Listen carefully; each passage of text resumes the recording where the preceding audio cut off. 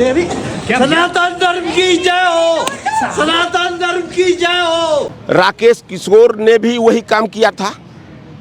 न्यायपालिका के सर्वोच्च कुर्सी पर बैठे हुए न्यायाधीश पर उन्होंने जूता फेंका था, तो जूता का बदला जूता मिलेगा।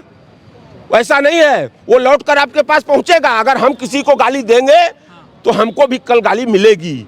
हम किसी को अपमानित करेंगे तो ये मत सोचिए कि आज आप पावर सत्ता में हैं तो आप ही अब कल वो लौटकर आपके पास जाएगा। तो ये तो हमको सोचना होगा कि हम अपनी मर्यादा को कैसे बचाएं। वो कोई सनातनी है सर, वो वकील सर कैसी बात कर रहे हैं। वकील कानूनी होता है, सनातनी बार वो घर के लिए होता है। सुनिए, आप जानिए हर चीज को आप लोग क्या पत्रकारिता करते हैं महाराज? नहीं, क्या पत्रकारिता आप लोग करते हैं? नहीं, पहले तो कह रहे हैं कि वकील हैं, अधिवक्ता हैं, फिर सनातन, मतलब ये क्या मतलब है?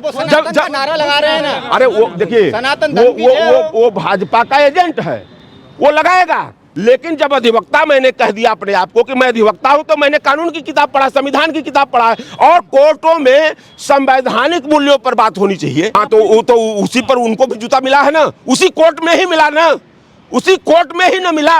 पूरा वीडियो चली है, हम लोगों ने भी देखा है। आप जान लीजिए कि जब जब मानवता का हनन कोई भी करेगा, चाहे मैं रहूं या कोई रहे, तब तक उसके साथ उसका किया हुआ उपहार उसको लौटकर मिलेगा। संविधान बड़ा है सनातन, देश में संविधान बड़ा है। धर्म जो है वो धारण करने की चीज है, और धर्म किसी एक व्यक्ति की नहीं है। धर्म हिंदू का अलग है, मुस्लिम का अलग। हाँ, ये बड़ा छोटा अपने धर्म को जो मानकर अगर इस देश में राजनीति होगी तो कहीं ना कहीं देश का जो नैतिक मूल्य है वो गिर जाएगा। नैतिक हमारा सबसे बड़ा धर्म है तिरंगा। उस तिरंगे को अपमानित हम ना होने दें, अपने धर्म को हम धारण करें। कौन रोक रहा है? किसी को कोई एतराज नहीं है। पिटौर होता है, एक लतौर होता है, तो लतौर व्यक्ति है, वो लात खाने के लिए वहां गया था। धर्म को ले बीच में। नहीं, वो 24 घंटा वही मोदी जी करते हैं। हाँ। जब इनको कोई मुद्दा नहीं मिलता है, जब ये सारे मुद्दों से परेशान हो जाते हैं, तो गप से किसी मंदिर के आड़ में जाकर छुप जाते हैं, किसी साधु को आगे कर देते हैं, किसी हिंदुस्तान पाकिस्तान करने लगते हैं, हिंदू मुसलमान करने लगते हैं। इसके बाद तो कोई मुद्दा इनके पास है नहीं। भारतीय लोकतंत्र की जो सबसे बड़ी पंचायत है वो हमारी संसद है, और उस संसद सत्र में जो भी बहस चलती है उस पर इस पूरे देश के 140 करोड़ लोगों की निगाहें रहती हैं। अगर ये कहा जाए कि पूरे विश्व की निगाहें रहती हैं उस संसद सत्र पे, और उस सत्र पे जो चर्चा होनी चाहिए वो उन मुद्दों की होनी चाहिए जो भारत का ज्वलंत मुद्दा है। आज देश की समस्या क्या है? ठीक है, वंदे मातरम आज से लगभग 150 साल पहले वो गीत लिखा गया, और उस गीत को लिखने वाले जो महापुरुष थे बंकिम चंद्र चटर्जी जी, उस गीत को लिखने के पीछे, उस गीत को फिर राष्ट्र को समर्पित करने के पीछे, और उस गीत को कांग्रेस ने अपनाया। जानिए टेक्निकल चीज, आप कह रहे हैं कि ये आज आरोप लग रहा है कि कांग्रेस ने विरोध किया था।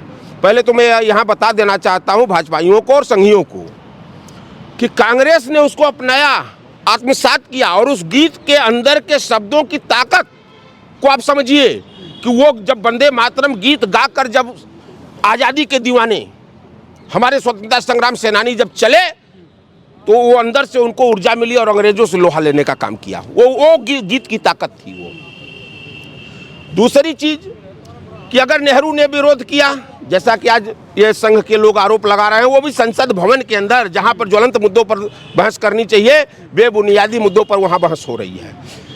संसद भवन के अंदर जब नेहरू ने विरोध किया तो चलो तुम्हारी बात ही 1 मिनट के लिए मान लेते हैं। तुम एक नाम बताओ आरएसएस और जनसंघ के लोगों का कि जो वंदे मातरम गीत गाते हुए जेल चले गए। कोई एक नाम तो आना चाहिए, उस नाम को तो रखो कि चलो तुमने, अगर कांग्रेस ने विरोध किया तो आरएसएस और जनसंघ का वो कौन सा व्यक्ति था जो वंदे मातरम गाते हुए अंग्रेजों से लोहा लिया और जेल गया? देखिए, विषय आज मुद्दा वो नहीं है। बीजेपी इस भारतवर्ष को मुद्दा विहीन बना चुकी है। वो नहीं चाहते कि आज के ज्वलंत मुद्दों पर सदन में चर्चा हो। वो हमेशा इस तरह के उल जुलूल हम कांग्रेस के लोग वंदे मातरम और जनगण मन का विरोध करेंगे? शर्म आनी चाहिए भाजपाइयों को। मतलब जिस गीत को इस राष्ट्र को समर्पित किया गया वो राष्ट्रगीत है, जनगण मन हमारा जो है राष्ट्रगान है, और उस पर तुम आरोप लगाते हो तो ये बेबुनियादी जनता इस चीज को समझ रही है। कहने का तात्पर्य ये है कि वंदे मातरम आज जो सदन का मुद्दा इन्होंने बनाया वो कोई मुद्दा नहीं था। आज ज्वलंत मुद्दा जो है देश का, चूंकि आज लोकतांत्रिक व्यवस्थाओं से, लोकतांत्रिक मूल्यों से जनता का विश्वास उठ रहा है। पहले तो वो चर्चा का विषय आज सदन में होना चाहिए। हमारे ये पूरे संवैधानिक प्रक्रिया में मात्र एक अधिकार जनता के पास वोट देने का अधिकार संविधान में दिया गया है, उसका हनन हो रहा है, उस पर डकैती की जा रही है, उस पर चोरी की जा रही है, और ऐसे मुद्दों से आप भाग रहे हो और बेबुनियादी मुद्दों को सदन में रख रहे हो। आप लोग सारे लोग वरिष्ठ पत्रकार हैं और आप लोग की भी नैतिक जिम्मेदारी बढ़ जाती है सही तथ्यों को समाज में रखने की। क्योंकि आज जो गिरावट आई है, चौथे स्तंभ आप लोग हैं। इस गिरावट और वो उस जनता के बीच में सही तथ्य को रखने की जिम्मेदारी आपकी भी है, और उन चीज़ों को रखिए। आप बताइए कि सदन की कार्रवाई पर, एक दिन की सदन की कार्रवाई पर लाखों रुपए खर्च किए जाते हैं। वो किसका पैसा खर्च होता है? वो जनता का पैसा खर्च होता है। सदन में जनप्रतिनिधि चुनकर अगर जनता भेजती है तो ये मानकर भेजती है कि हमारे मुद्दों पर जाकर मेरा सांसद और विधायक सदन के अंदर बैठकर हमारे मुद्दों की चर्चा करेगा। वो भोजन करने के लिए कैंटीन नहीं बनाई गई है कि आप वहां जाकर भोजन करोगे और मौज मस्ती करोगे। जनता के मुद्दों की आप बात नहीं कर रहे हो। कितने घंटे बहस चली आज पूरे देश में। सही बता दें, आप गांव में जाकर घूम लिए, आज भाजपा सरकार से जनता का विश्वास उठ चुका है लोकतांत्रिक मूल्यों को लेकर। आज ये जरूरत है कि आप उन मुद्दों पर बहस करिए कि वो भाजपा का मुद्दा हो सकता है। बोलवा आप वो भाजपा कौन नहीं बोल रहा है? हाँ। कौन? मतलब आप जो कह दो वो हम बोले? मतलब तुम कहाँ थे? तुमने कई दिन बोला है? कौन आरएसएस और संघ का व्यक्ति वंदे मातरम बोला है? यही वो लोग हैं जो तिरंगे का अपन उस दिन आप जैसे वरिष्ठ पत्रकार उस दिन भी थे। आपने क्यों नहीं पूछा कि 2002 के पहले तुमने तिरंगा कभी नहीं फहराया? इसी देश में तुम थे ना, इसी देश में थे। तुमने कितने दिन बंदे? तुम जबरदस्ती तुम जो थोपोगे उसको हम मानेंगे, हम अपनी स्वेच्छा से मानते हैं। मदनी और मोदी लगभग दोनों राशि नाम एक है।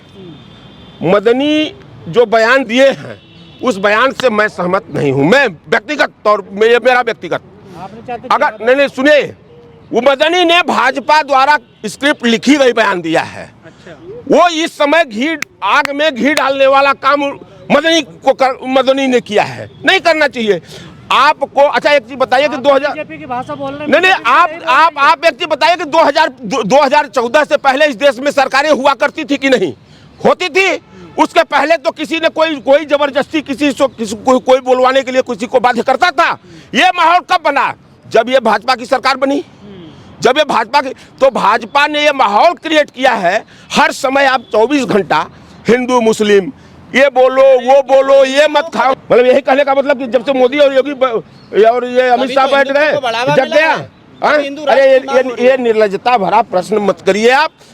कल भी यह भारतवर्ष जो है इतना खूबसूरत ये लोकतांत्रिक देश है। तो कह रहे हैं कि गौरवमयी इतिहास जो भारत का है उसको हम पटरी पर ला रहे हैं। अच्छा कौन सा गौरवमयी इतिहास बताइए ना, हम वही तो जानना चाहते हैं। वो जो गौरवशाली इतिहास आरएसएस और संघ का है उसी को तो मैं जानना चाहता हूँ कि आप 1857 में प्रथम स्वतंत्रता संग्राम सेना की लड़ाई, झांसी से लक्ष्मीबाई ने उसका आगाज किया, और उसके बाद आज तक 2025 तक मैं पूछना चाहता हूं कि 200 सालों में आरएसएस और संघ का कौन सा गौरवशाली इतिहास रहा इस देश के प्रति? कौन सा उन्होंने योगदान किया? आजादी की लड़ाई में किया, इस देश को बनाने में किया, इस देश को संवारने में किया। कौन से योगदान किया? हमेशा तोड़ने की राजनीति किया है भाजपा ने, हमेशा बांटने की राजनीति किया, कभी जोड़ने की राजनीति तो आप किया ही नहीं। हिंदुओं को जोड़ रहे हैं, आप कह रहे हैं तोड़ रहे हैं। कौन हिंदू को जोड़ रहा है? भाजपा सरकार क्या बात कर रहे हो यार? हिंदू और मुस्लिम ये मुद्दा लेकर आप खड़ा, ये भारतवर्ष सबका है, ये हिंदुओं का भी है, मुसलमान। अब कोई कह रहा है, मैं सुन रहा हूँ कि वो कोई बाबरी मस्जिद बन रही है, कहीं बंगाल में मुर्शिदाबाद में मस्जिद बन रही है। हमको एक चीज बताइए कि अपने धर्म के अनुसार किसी को अगर मंदिर बनाने का अधिकार है तो किसी को मस्जिद बनाने का भी अधिकार है, वो बनाए। किसी को गुरुद्वारा बनाने का अगर है तो वो बनाए। लेकिन अपने धर्म के अनुसार आप अपने धर्म को धारण करिए, लेकिन देश का धर्म जो तिरंगा है वो कहीं अपमानित न होने पाए, इसका भी सारे धर्मों के लोगों को ख्याल रखना पड़ेगा। के समर्थन में है। किसका? नहीं, मतलब हम अगर ब्राह्मण हैं तो हम पूजा मंदिर में करते हैं, हम मंदिर में जाते हैं, भगवान के हम मत्था टेकते हैं। तो मुस्लिम कहाँ जाएगा? मस्जिद, वो तो मस्जिद में ही जाता है ना। नहीं, वो मस्जिद में ही जाता है ना। और सरदार कहाँ जाता है? नहीं, सिख कहाँ जाता है? गुरुद्वारे में जाता है। तो गुरुद्वारा नहीं बनेगा? हमारे नजर में बाबर की बात नहीं, मस्जिद की बात। मैंने मस्जिद की बात किया, सुनिए, मैंने मस्जिद की बात किया। नहीं, मैंने मस्जिद की बात किया है। मस्जिद बनाने से आप नहीं रोक सकते किसी को। मंदिर मस्जिद की, अच्छा बाबर नाम तो इस देश में, बाबर नाम तो कम से कम हम समझते हैं कि लाखों मुसलमानों के बच्चों का होगा। बाबरी मस्जिद के समर्थन में हैं, लेकिन कांग्रेस ने भी इसका विरोध किया है। मैं बाबरी मस्जिद, आरोप लगाया आप है, उसको बार-बार बाबरी नहीं, हम धर्म की बात, आप जबरदस्ती अपनी जबान मेरे मुंह में नहीं डाल सकते हैं। ये जबरदस्ती आप लोग गोदी मीडिया वाला काम करना बंद कर दीजिए। मैं कह रहा हूँ कि धर्म के अनुसार, मैं अगर हिंदू हूँ तो मैं मस्जिद बनवाऊंगा, तो उसमें किसी मुस्लिम को इतराज क्यों? अगर कोई मुस्लिम मस्जिद बनवा रहा है, वो उसका निजी धार्मिक आस्था है, तो उसमें हमारा क्या हस्तक्षेप होगा? क्यों इसका विरोध एकदम कोई नहीं कर रहा है। सरकार कह रही है, कोई नहीं कर रहा है। मोदी सरकार जो कहते हैं वो नहीं, मोदी सरकार देश है, मोदी सरकार देश है, मोदी देश है। क्या बात आप कर रहे हो? अगर विपक्ष नहीं इसका विरोध कर रहा है तो ममता बनर्जी ने पार्टी से क्यों निकाला? किसको? तो ये है ये प्रश्न ममता बनर्जी के जाके प्रवक्ता से पूछिए, ये मेरा विषय नहीं है। मैं एज ए जो आपके सामने खड़ा हूँ, मैं एज ए कांग्रेस का एक वर्कर हूँ। आरोप ये लग रहा है कि माहौल खराब करने का प्रयास किया। माहौल तो हमेशा भाजपा खराब करती है, उसको एक मुद्दा चाहिए। देखिए, जेन्युइन मुद्दों पर आज बहस की जरूरत है। आज जो देश की स्थिति बनी हुई है, आज आप जान लीजिए कि रुपया 90 रुपए से ऊपर पहुंच गया है डॉलर के मुकाबले। आप समझिए कि आप कहाँ खड़े हैं। देश कर्ज में डूब रहा है, बेरोजगार रोज लाठी खा रहा है, बेरोजगार अगर अपनी आवाज उठा रहा है तो उसको जेल में डाला जा रहा है। आज किसानों की स्थिति क्या है? जबरदस्ती जमीन भाजपा सरकार कब्जा करके जबरदस्ती किसानों का हथकंडा अपना उसको छीन रही है। आज उस पर जरूरत है चर्चा की। आज देश के ज्वलंत मुद्दों पर चर्चा करिए। भाजपा इस देश को सही बता दे, गर्त में पहुंचा चुकी है। मोदी जी कह रहे हैं विपक्ष भी सही से भूमिका नहीं निभा पा रहा है। देखिए, एक चीज बता दें, अच्छा कैसे निभाएगा मोदी जी? क्यों नहीं बोलेंगे? आप एक बात समझिए, जब केचुआ जैसा चुनाव आयोग बैठा हो, ज्ञानेश कुमार भ्रष्ट और बेईमान, न्यायपालिका चुप हो गई हो, जो सरकारी संस्थानें हैं जिसके ऊपर इस देश का समाज का दायित्व था कि 200 गुण के आधार पर जरूरत पड़े तो सरकार को भी आप रोकने का काम करें, आज वो सारे लोग चुप हो चुके हैं। तो मोदी जी क्यों नहीं आरोप लगाएंगे? क्यों नहीं लगाएंगे? क्योंकि पूरा समर्थन लोगों के है। जब ज्ञानेश कुमार जैसा भ्रष्ट और बेईमान व्यक्ति आज जनता के मूल्यों पर, जनता के अधिकारों पर डकैती डालकर और भाजपा के झोली में डाल रहा है, वो सत्ता में बैठे हुए हैं, वोट चोरी वो कर रहे हैं, संसाधनों पर कब्जा उनका है, तो वो तो कहेंगे कि विपक्ष नहीं लड़ पा रहा है। लेकिन ग्राउंड पर हम बिहार में भी जाकर देखे थे, बिहार में हमने भी वहां जाकर, बिहार की जमीन कुछ और बोल रही है, बिहार की जनता कुछ और बोल रही है। परिणाम जब आ रहा है तो बिहार की जनता अपने को ठगा महसूस करे कि अरे ये क्या हो गया, ये क्या हो गया। किसने किया?